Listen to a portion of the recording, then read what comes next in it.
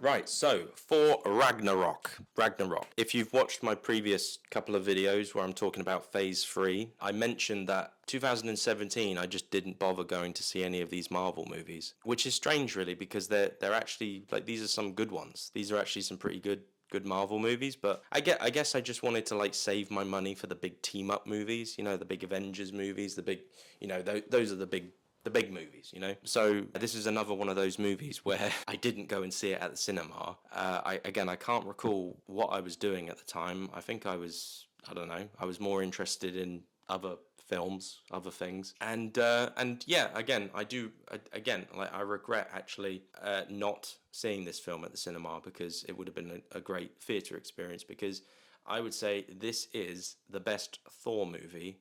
And yeah, it definitely is. Taika Waititi comes in, directs it, and unlike Alan Taylor, who, again, I don't want to badmouth the guy. He gave us some good episodes of Game of Thrones, but he did give us Terminator Genesis, which I don't know if we can forgive him for that. But either way, I don't want to badmouth the guy because he's a very much like a do-as-you're-told director for hire sort of guy. He's not really like, he doesn't really have a style or whatever. But Taika Waititi, like James Gunn, like, Shane Black, he has a style. He has like a language. He has a way of doing things, and you can tell. You can look at, you look at What We Do in the Shadows, and you can see that same filmmaker here in this movie. But obviously turned up to 11 with a massive budget, which was probably like 180 million or something crazy like that. And this is a good movie. Like, Chris Hemsworth is great in it. He's back as Thor. It doesn't feel as chick flicky as the last two. Like if you've seen my previous two Thor reviews, if you go back, which is way back, if you go way back, you'll see that I basically said that these movies are like chick flicks, like these Thor movies. They're just sort of like, here's a muscular man for the ladies. Here you go, watch the movie, ladies. And then they go and see the film and they're like, oh my God, look at his body. Oh my God, oh my God, oh my God, oh my God. Like that. And men will go and see it because it's Thor. They like the comic books and stuff, and they like they want to see Thor kick ass and hit people with his hammer and do lots of cool shit. But clearly there's a sort of a, oh look, ladies, and here's a love interest. You can put yourself in the shoes of Natalie Portman. You can put yourself in the shoes of Jane Foster. She's you are her. It's that kind of thing. But this one doesn't have Natalie Portman in it, and I would say it's much better than the last two films. And I think actually that's one of the things that I like about this film is that it doesn't take place on Earth all the time, because the last two movies were just like always Earth. It was always just like Thor goes to Earth. Oh, boring. This one takes place on a completely different planet. It takes place in Asgard and a completely different planet, and that's great. Send Thor to a different environment. And it makes it so much more interesting and more fun and more entertaining. And yeah, Cate Blanchett's in this film. Carl Urban's in this film. They kill off all of like the warriors. Well, Lady Sif is all right, but then they kill off Ray Stevenson and the other dude and the Japanese dude. Yes, a Japanese dude in Norse mythology. And Idris Elba is obviously, he's definitely looks like a Viking. I haven't actually spoken about that, which is interesting. But yeah, like obviously, yeah, you look at Idris Elba and you go, yeah, he doesn't look like a Viking. But whatever, I love Idris Elba. I don't care. I love Idris Elba. Idris Elba's great. So he can do no wrong, to be honest with you. But anyway, where was I?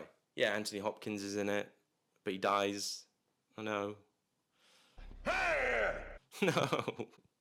Tom Hiddleston's in it. Jeff Goldblum steals the show in this film. I think he's really, really funny. And of course, yeah, Hulk is in it. Mark Ruffalo. Him and Thor make a great team. It's a lot of laughs. And then there's obviously that woman, Tessa Thompson. She's fine in this film. She's all right. She's been in other stuff, which I've not really liked her in, but she's all right in this film. She does a pretty good British accent. It's not too bad. Like she's just like, hello, I am British. It's not too bad. It's not terrible. I'll give her props for that. And yeah, just it's a good fun movie. Like they improvised a lot of it. Apparently, they just came up with a lot of like with certain scenes. They were just like yeah, like Jeff Goldblum, just say whatever's funny. And yeah, what I was gonna say, there is a point when Thor does go to a different planet, and he obviously gets a haircut, and he's got a completely different look. It kind of like sort of stops kind of being, well, even though like yeah, it's still a Thor movie. He's still the character, but like it kind of like, I think it really, like Taika Waititi, I think really tried to make this like not so much of a Thor movie. I guess I don't know if I'm speaking properly. Am I communicating in the right way? But like you know what I mean. Like he purposefully wanted to make a movie that felt really different. Yeah, which is a good thing, but it's like, is it still a Thor movie? You know, is he still the Norse god? You know, is he still Thor? And his character is very different in this. He goes through a completely different sort of story, and yeah, like he goes through a lot of shit actually in this film. Like he loses his dad, he loses an eye, he loses his friends, and he loses Asgard. Like he loses in this film quite a lot. And also, like I don't think Lady Sif is in this film actually. I think she may have filmed some stuff, but was then cut out perhaps. But no, I can't really remember her being in this. She's in the fourth one. I know for a fact she's in the fourth one because she gets her arm chopped off. But we'll get to that later.